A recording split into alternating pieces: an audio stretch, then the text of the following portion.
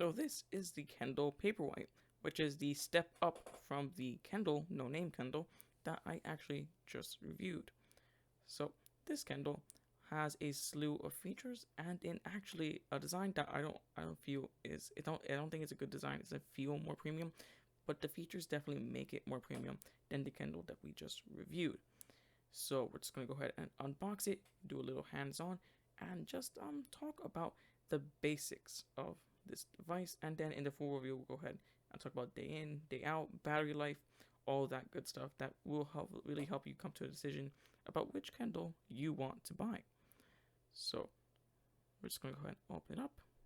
As we see the trademark Kindle logo, which is a kid sitting under a tree reading, very thoughtful, of Amazon. And now we see the Kindle, and we're just going to go ahead and tear off the plastic.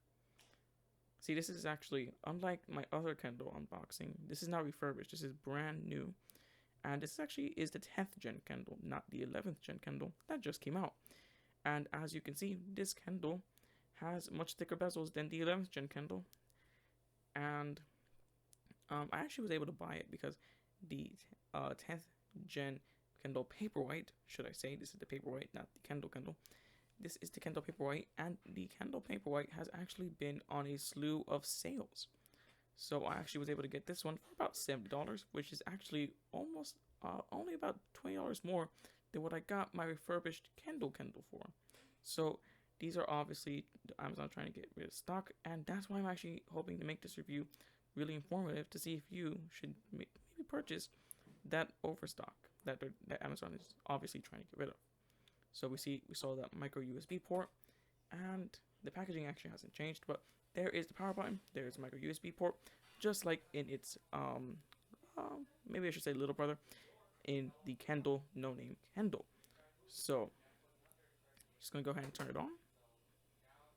There it is, and here we see it next to the Kindle, and you see one thing you see first is that it has bigger bezels on the sides, top and bottom, and that's actually for improved gripability.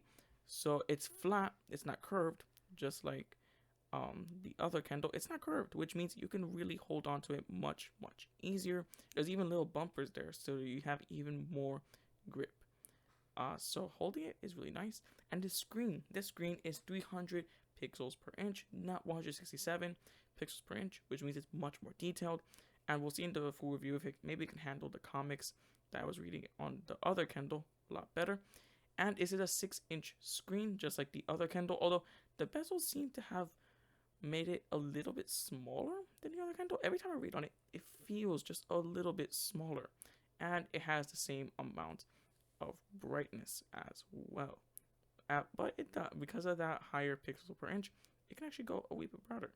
So here we see dark mode, which is one of the highlight features of the Kindle Paperwhite and the Kindle Oasis, and it allows you to see just a little bit better, read a little bit better, should I say, in dark. And this Kindle is also waterproof. So those are basically the two main features that are going to determine whether you actually want this Kindle. Do you want waterproofing? Do you want dark mode? Do you want a higher detailed screen? That is what we're looking for in this Kindle, and that's what we're going to be considering the most in our review.